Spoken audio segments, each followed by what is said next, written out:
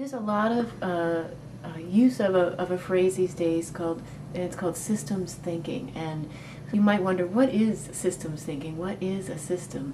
Most of us have heard of the idea of global warming and of climate change, and climate is actually a wonderful or good example of a system, of a living system.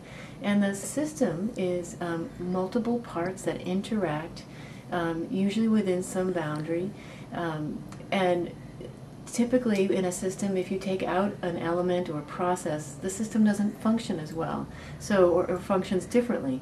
So for example, in climate change there's emissions that are coming from the burning of fossil fuels, from the driving of cars, from multiple sources. That's carbon dioxide emissions. They go into the atmosphere and collect in the atmosphere, almost like a bathtub collects water.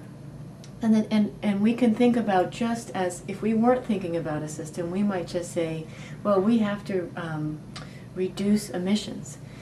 That's probably a very good solution, but if you think about climate change as a system, there's also what's called carbon sinks.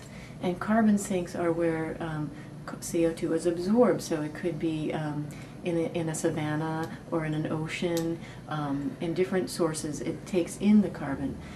If we look at the whole system, we're thinking about, so what's the state of the carbon sinks? What are the different ways for draining out, if you will, if you use a bathtub as a metaphor, carbon, CO2? What's happening when how can we turn down the amount of CO2 going into the atmosphere? We're looking at all the multiple parts and how they interact. That would be a way of looking at something as a system. Another example might be our food.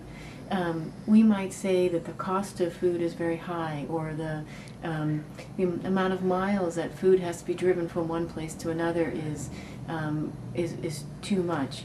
But how do we look at it as a food system and not just as the food that we take out of the market?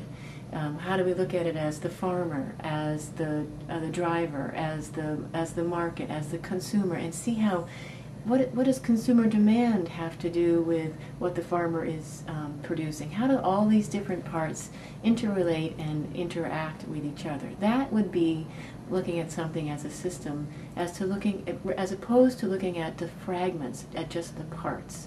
Because the parts, if we only fix a part, we're often finding ourselves having bigger problems than when we started.